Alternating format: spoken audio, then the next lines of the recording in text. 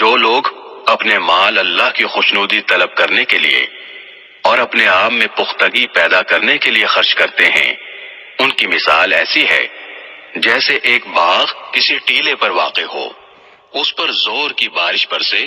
تو وہ دگنا پھل لے کر آئے، اور اگر اس پر زور کی بارش نہ بھی برسے تو ہلکی پھوار بھی اس کے لیے کافی ہے۔ اور تم جو عمل بھی کرتے ہو اللہ اسے خوب اچھی طرح دیکھتا ہے۔ کیا تم میں سے کوئی یہ پسند کرے گا کہ اس کا کھجوروں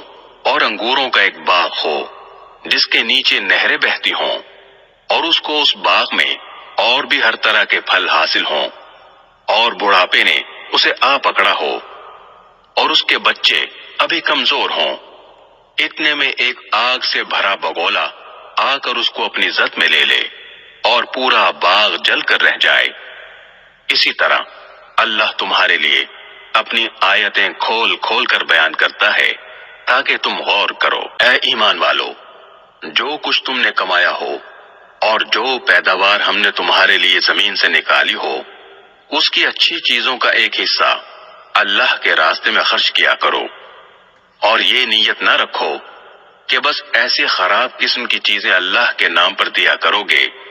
جو اگر کوئی دوسرا تمہیں دے تو نفرت کے مارے تم اسے آنکھیں میچے بغیر نہ لے سکو۔ اور یاد رکھو کہ اللہ ایسا بے نیاز ہے کہ ہر قسم کی تعریف اسی کی طرف لوٹتی ہے۔ شیطان تمہیں مفلسی سے ڈراتا ہے اور تمہیں بے حیائی کا حکم دیتا ہے، اور اللہ تم سے اپنی مغفرت اور فضل کا وعدہ کرتا ہے۔ اللہ بڑی وسعت والا، ہر بات جاننے والا ہے۔ وہ جس کو چاہتا ہے دانائی عطا کر دیتا ہے، اور جسے دانائی عطا ہو گئی اسے وافر مقدار میں بھلائی مل گئی۔ اور نصیحت وہی لوگ حاصل کرتے ہیں جو سمجھ کے مالک ہیں۔ اور تم جو کوئی خرچ کرو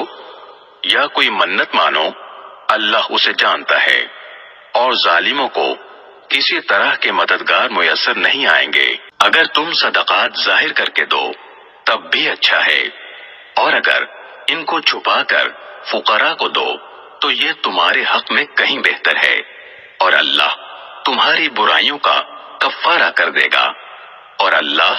تمہارے تمام کاموں سے پوری طرح باخبر ہے۔ اے پیغمبر، ان کافروں کو راہ راست پر لے آنا آپ کی ذمہ داری نہیں ہے، لیکن اللہ جس کو چاہتا ہے راہ راست پر لے آتا ہے۔ اور جو مال بھی تم خرچ کرتے ہو وہ خود تمہارے فائدے کے لیے ہوتا ہے، جبکہ تم اللہ کی خوشنودی طلب کرنے کے سوا کسی اور غرض سے خرچ نہیں کرتے، اور جو مال بھی تم خرچ کرو گے تمہیں پورا پورا دیا جائے گا،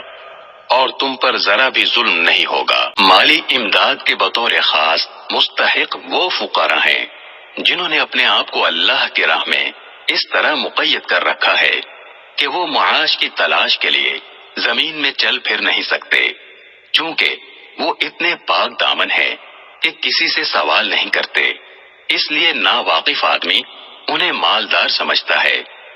تم ان کے چہرے کی علامتوں سے ان کی اندرونی حالت کو پہچان سکتے ہو، مگر وہ لوگوں سے لگ لپٹ کر سوال نہیں کرتے۔ اور تم جو مال بھی خرچ کرتے ہو اللہ اسے خوب جانتا ہے۔ جو لوگ اپنے مال دن رات خاموشی سے بھی اور اعلانیہ بھی خرچ کرتے ہیں وہ اپنے پروردگار کے پاس اپنا ثواب پائیں گے، اور نہ انہیں کوئی خوف لاحق ہوگا نہ کوئی غم پہنچے گا۔ جو لوگ سود کھاتے ہیں وہ قیامت میں اٹھیں گے تو اس شخص کی طرح اٹھیں گے جسے شیطان نے چھو کر پاگل بنا دیا ہو۔ یہ اس لیے ہوگا کہ انہوں نے کہا تھا کہ بیع بھی تو سود ہی کی طرح ہوتی ہے، حالانکہ اللہ نے بیع کو حلال کیا ہے اور سود کو حرام قرار دیا ہے۔ لہذا جس شخص کے پاس اس کے پروردگار کی طرف سے نصیحت آ گئی اور وہ سودی معاملات سے باز آ گیا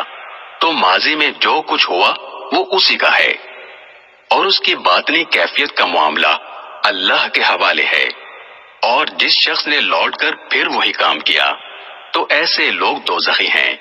وہ ہمیشہ اسی میں رہیں گے۔ اللہ سود کو مٹاتا ہے اور صدقات کو بڑھاتا ہے، اور اللہ ہر اس شخص کو ناپسند کرتا ہے جو ناشکرا گنہگار ہو۔